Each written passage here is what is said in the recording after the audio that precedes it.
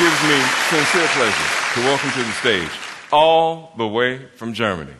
Here he is, my friend, Mr. Henning Wehn.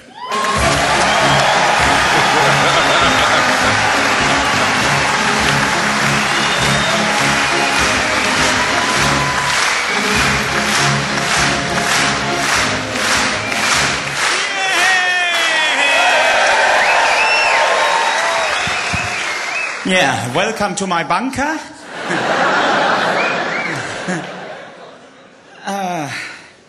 You all in a good mood? Yeah, I must say I'm not in an overly good mood. Had an utter nightmare yesterday. Was visiting my mate Horst in hospital. He swallowed a sponge. Yeah, he says it doesn't hurt, but he's always thirsty. Funny, yeah. There's one golden rule in German humour. Always start with your best joke.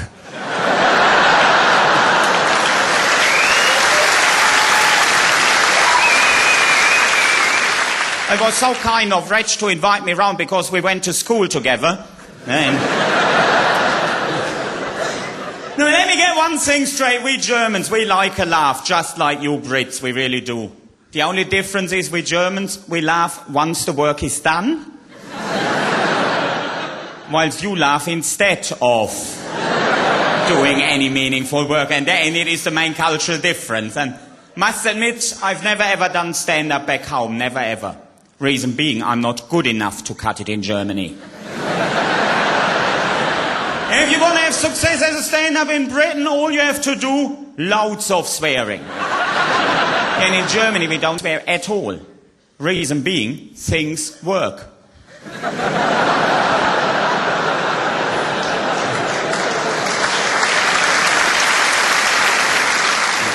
That isn't even a joke. Now, I've been now in Britain the past 9 years. Probably you can tell I live in Tooting, South London. In it. Governor.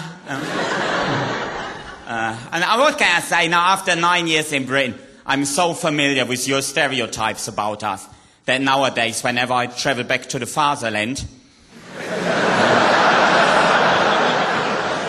I almost expect to find my countrymen goose-stepping up and down the high street, dressed in lederhosen, eating a sausage, yum, yum, yum.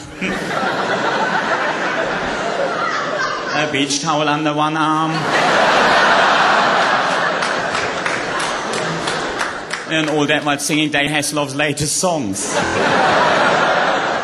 So nonsense. We only sing the Hoff's old ditties. Yeah, but then at the same time in Germany we have got absolutely no stereotypes, let's say, about you Scots.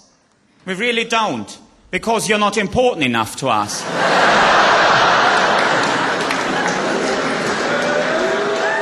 I mean, honestly, we're far too busy slagging off the fucking Dutch.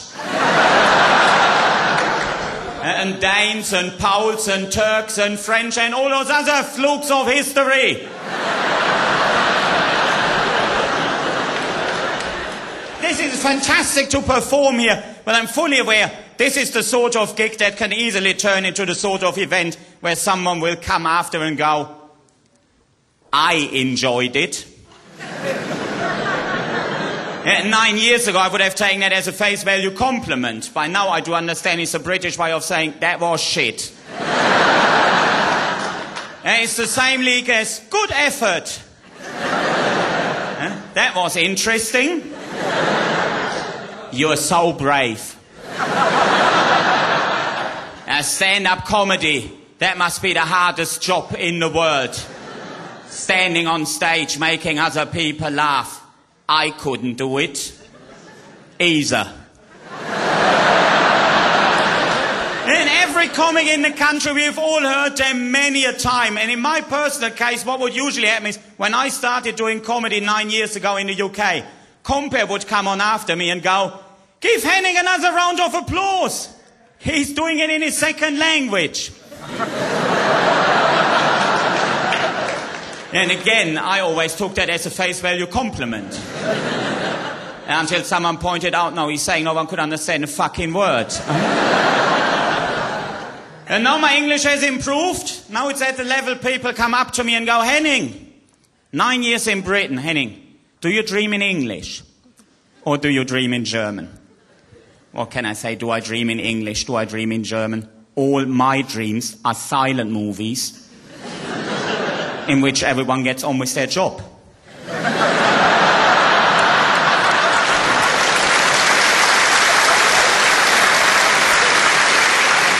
And it's so difficult to define Britishness, isn't it? Like, who is British? What is British? And I firmly believe proof of your national identity is in your behavior.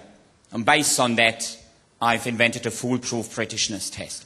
What I do is I go down the supermarket, grab a trolley, put a few heavy things in, then accelerate down the aisle, looking for someone with the back turned to me. And then just before maximum impact, I pull the trolley back and I push it as hard as I can into that fella, aiming for the ankle. If everything goes according to plan, that fella will be flying on all. And if he then gets up and says, sorry.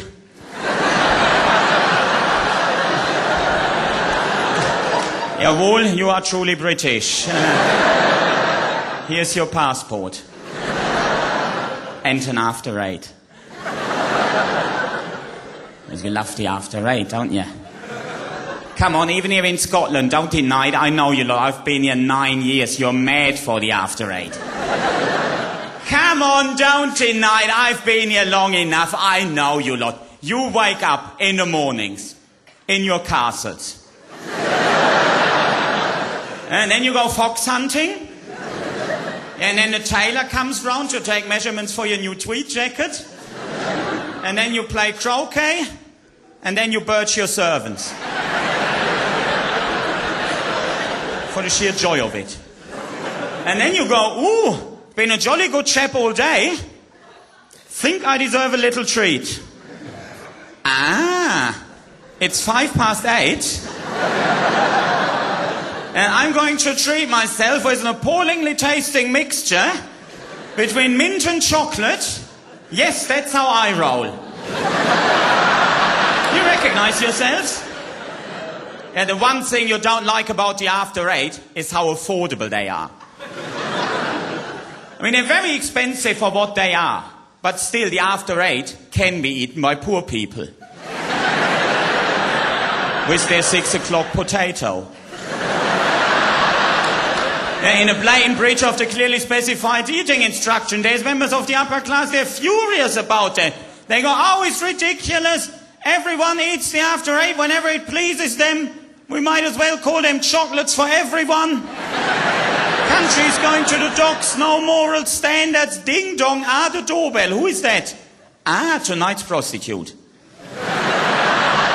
You recognize yourselves? I know on stage I can sometimes come across as a bit of a xenophobe nationalist. I hope it didn't happen tonight, but just want to show you it's all an act. I mean, I am German, but I'm not a xenophobe nationalist. In fact, I'm very pleased we lost World War I. Admittedly, only because that way we lost all our colonies, and as a result, nowadays, no one outside Germany speaks German. And that means if I've got a problem with my local German bank, and I call their call center...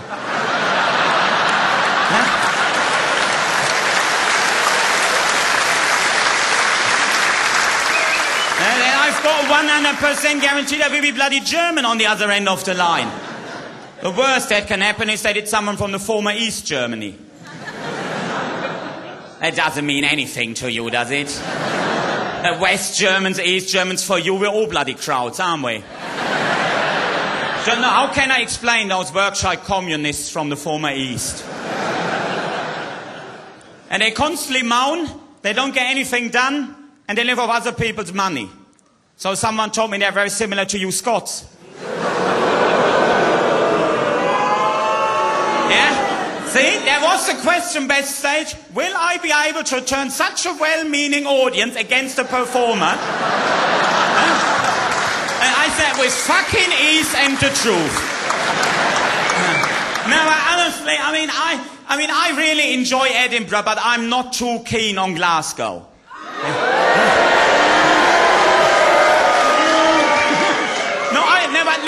Listen to me, because in Glasgow there is all that sectarianism, isn't there? I mean, I do not understand the concept of sectarianism. What is said? There is Protestants killing Catholics, then in retaliation, Catholics killing Protestants because of things that should have ended hundreds of years ago. It's ridiculous. Just grow up.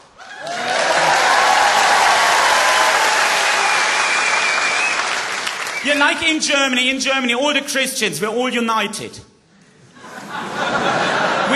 We are, against the Muslims. No,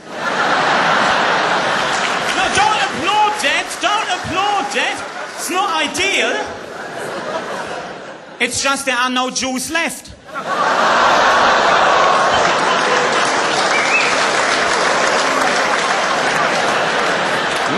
A German on stage. Here in Britain, making jokes about World War II and the Holocaust. What a